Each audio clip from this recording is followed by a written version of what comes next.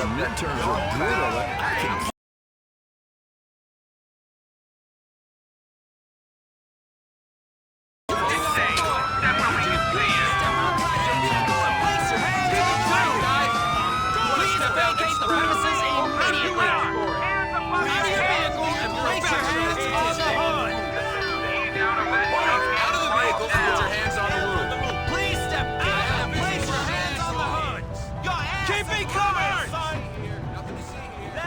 We got you from every angle! Hit the floor! I want this area. I'm going inside, player! We got you now!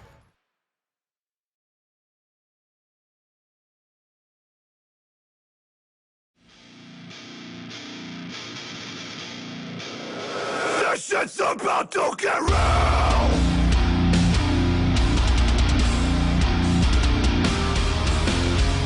Here we go again! I will never know! Do some individuals wearing badges brutalize others? Are peaceful people being maced, tasered, kidnapped and caged, and in some cases murdered? Yes. If you visit copblock.org, you'll see that these incidents, unfortunate as they are, aren't isolated. This institutionalized violence is caused by the belief in a bad idea, that a group of people, most of whom you'll never meet, have the right to run your life because you're supposedly not competent to do so yourself. The institution, by its very existence, violates its stated objectives and can never succeed due to the lack of market signals. When any good, be it shoes or food or policing, is provided by a monopoly, it is doomed to fail. Put simply, police as currently structured lack the proper incentives. Yes, like you or I, police employees are individually responsible for their actions, and their misdeeds should be made transparent to help get accountability. But if one really wants to end police brutality, one must realize that at its core, it's the institution itself that must change. That is the linchpin. Thanks to decades of propaganda from government schools and the mainstream media, a lot of people, myself included once upon a time, unthinkingly have bought into that idea. I realize my previous statements may be a bit esoteric for some, so let me give an example. If you were an entrepreneur who manufactured and sold umbrellas, you could consider a number of measurable, objective factors to gauge your success. A comparison of sales from quarter to quarter, the output of your factory, or the percent of umbrellas that were returned defective. Yet any such metric is absent from policing today, as provision of the goods said to be supplied, security and safety, is done so via a monopoly sheltered from competition. You, selling umbrellas, depend on consensual interactions, whereas police today rely on coercive interactions. If you, as the umbrella entrepreneur, identify an employee as underperforming or hostile to colleagues or customers, you could fire them, thus improving output, workplace morale, and customer service. That ability is noticeably void from policing, since the customers claimed are told to pay for the service provided or else, something only compounded by the politicking of police unions. In fact, about the only thing measurable the monopoly of policing can cite is the increased number of enforcers on the payroll or actions said to now be illegal, both of which make more likely an increase in the size and scope of their agency. Such perverse incentives mean that policing, as currently structured, will always become more repressive, so that actions like writing with children's chalk, selling raw milk, or collecting rainwater are now said to be criminal. Text written by a person you've never met does not obligate you, so why pay criminals and their demands any attention? A civilian review board is but a band-aid that only makes the situation more convoluted. Replacing a current leader with one believed to be better still leaves intact the flawed institution. Reforming legislation, words on paper that some conflate to be law, fails to change the status quo, since legitimacy is still granted to a monopolistic group who claim the sole right and ability to create and interpret actions permissible. If you believe your local police corrupt or heavy-handed, what real incentive do they have to change? Sure, a couple token scapegoats from the department may be pointed to, but at the end of the day, the same failed institution that allowed for such misdeeds is present.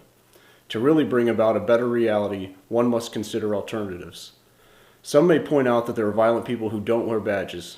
Yes, that's unfortunately true as well. But the striking difference is that police employees claim, and currently are granted by many, a legitimate right to initiate force, whereas the common criminal is not.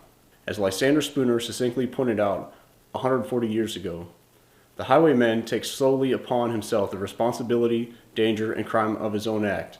He does not pretend that he has any rightful claim to your money or that he intends to use it for your own benefit. He does not pretend to be anything but a robber. He does not persist in following you on the road against your will, assuming to be your rightful sovereign on account of the protection he affords you. He does not keep protecting you by commanding you to bow down and serve him, by requiring you to do this and forbidding you to do that, by robbing you of more money as often as he finds it for his interest or pleasure to do so, and by branding you as a rebel, a traitor, and an enemy to your country, and shooting you down without mercy if you dispute his authority or resist his demands. In short, he does not, in addition to robbing you, attempt to make you either his dupe or his slave.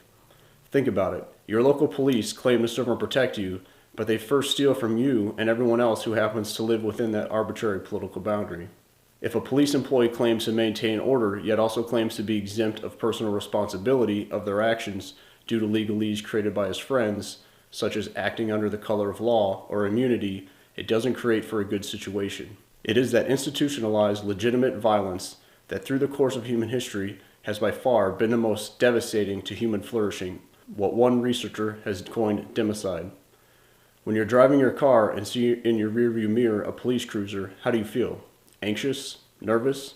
It's pretty telling that the presence of an individual who purports to keep you safe and whom steals your money for such a service causes such a reaction. Again, it comes down to incentives. If something is wrong for you or me to do, it can't suddenly become right when done by someone wearing a badge.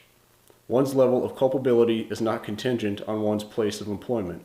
By replacing support of the bad idea that allows for the police state with one that applies the same standards to all, we can create a better world in which to live, both for ourselves and for future generations. I'd guess most people, be they current police employees, cop blockers, or those relatively apathetic, would prefer to live in a safe, prosperous, dynamic society. That's a desirable end. Yet buying into the claim that certain people have a legitimate right to initiate force can only bring about the polar opposite. Perhaps then it's time to consider another means. Let me pose to you a question. Who owns you? If you don't believe yourself a slave, you would rightly conclude that you own yourself. With that self-ownership comes self-government, 100% freedom coupled with 100% responsibility. Real change won't come through a revolution, whether done at the ballot box or through the cartridge box, but through an evolution, one mind at a time. A revolution, no matter the form it takes, is still couched at its hub on a bad idea, that a person or small group supposedly have the authority to regulate every aspect of your life. An evolution, on the other hand, moves past that tired idea to one where you're free to act, to pursue your happiness while respecting others to do the same, where if you harm someone or their property, you make right, where reputation is key. Most folks are good, yet for the few who aren't, by making transparent their actions, it's more likely they'll be held accountable, which also means the extent of the harm they cause is mitigated more swiftly. That's why I choose to be involved with Cop Block. The message is consistent and peaceful, and it's decentralized and effective. In stark contrast to the provision of law enforcement today, in which a person atop a monopolistic hierarchy claims the ability to know best how to supply the quality and quantity of safety, cop blockers and friends work from the bottom up and collaborate horizontally, which means an infinite number of tactics can be pursued to bring about accountability and to erode the bad idea on which the police state today is based, ultimately bringing about the world in which we want to live. This message isn't anti-cop. In fact, I encourage current law enforcement employees to join us. If you do provide a good service, then your skills and knowledge will be in demand. The difference will be that it'll be supplied via consensual interactions, not coercive interactions. We can change things for the better, each of us, one mind at a time. I encourage you to think for yourself. Think, then act, not based on some artificial framework thrust upon you, but aligned with your own conscience. Thanks for your time.